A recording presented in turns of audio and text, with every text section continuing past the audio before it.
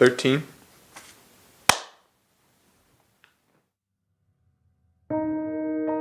Chris Williams, C-H-R-I-S-W-I-L-L-I-A-M-S. Em 9 de fevereiro de 2007, minha família foi atingida pelo carro dirigido por um adolescente bêbado.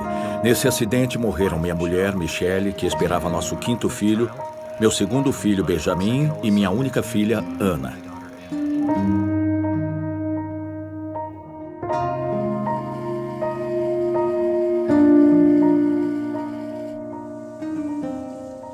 Para nós, aquela era uma sexta-feira normal. Nos divertimos bastante. Fomos jantar fora. Meu filho mais velho tinha saído com os amigos. Vi os faróis de um carro vindo em minha direção numa velocidade incrível. Tentei desviar, mas não deu tempo. Ele atingiu a lateral do nosso carro. Olhei à minha volta e vi minha mulher, vi seu último suspiro e tive vontade de gritar e chamá-la de volta.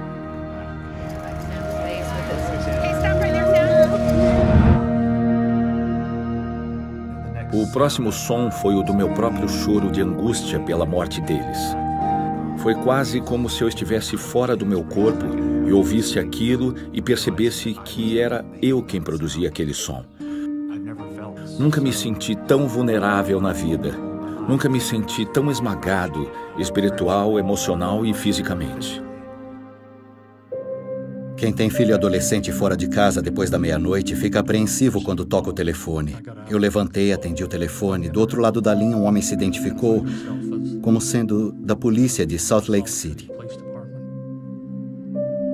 Ele disse que nosso filho Cameron estava bêbado e que tinha se envolvido em um acidente, mas estava bem. Ele disse que nesse acidente 3 pessoas morreram.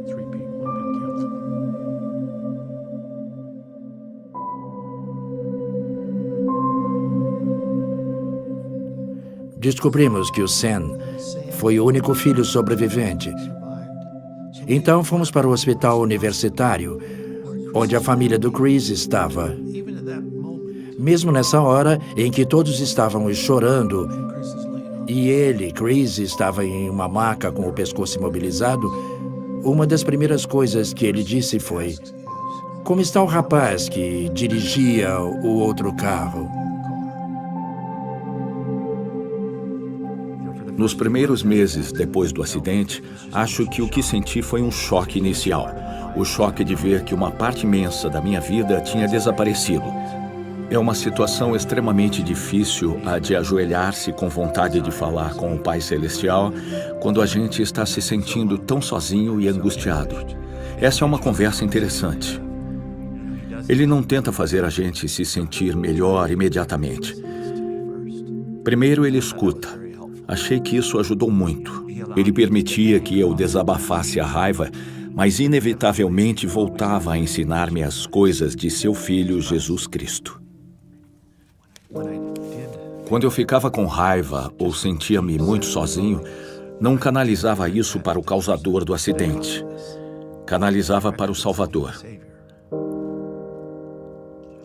Quando olhei pela janela do carro, vi o carro que nos atingira virado.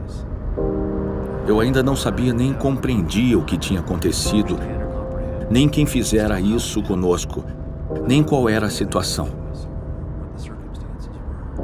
Só me lembro de sentir que eu precisava deixar isso tudo para trás.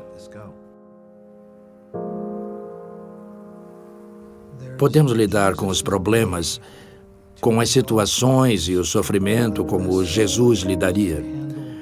Ou podemos lidar de alguma outra forma. Acho que Chris aprendeu isso cedo na vida. Então, quando a hora chegou naquele carro, acho que ele havia decidido há muito tempo como agiria em uma situação assim.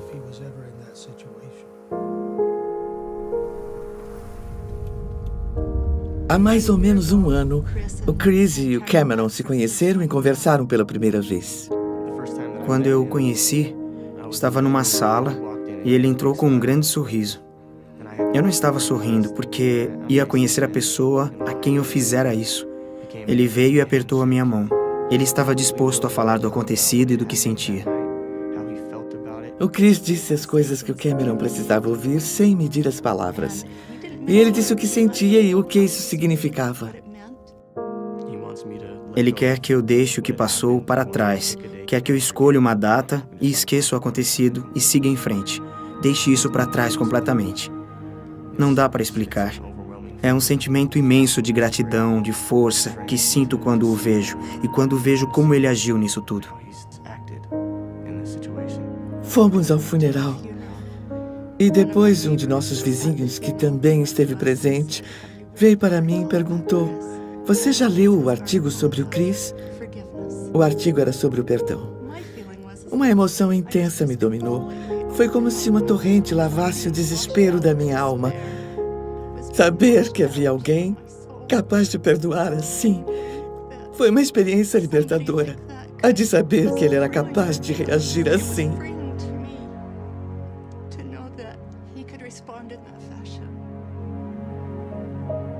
A ideia e o sentimento que eu expressei quando conversei com o Cameron foi simplesmente este. Se ele aprendeu alguma coisa com tudo o que ouviu a meu respeito depois do acidente, isso foi obra do Salvador, agindo por meu intermédio. Só o que fiz foi deixar-me servir de instrumento através do qual o Espírito, o exemplo, o conhecimento, a inteligência e a luz do Salvador pudessem brilhar. A verdade é que só o que tive de fazer foi não atrapalhar. Quero que ele entenda que eu tive muito pouco a ver com as coisas boas que vieram de tudo isso. Passou a ser ainda mais importante para mim o fato de que ele me perdoou. Sei que ele me perdoou porque conhece a Cristo, tem um testemunho dele e tem um relacionamento com ele. Agradeço a Deus por permitir que passemos por tragédias e provações. Não porque sejam fáceis, nem porque queiramos que aconteçam, mas porque ajuda-nos a amar. Essa é outra bênção maravilhosa, pois nela vi o meu irmão.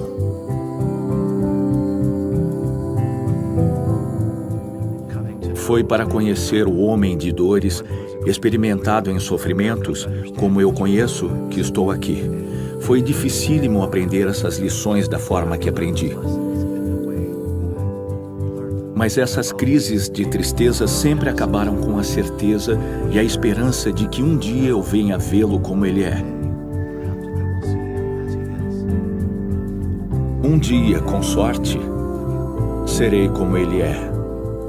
Um dia, voltarei a estar com minha mulher e com o restante da minha família. É isso que me sustém.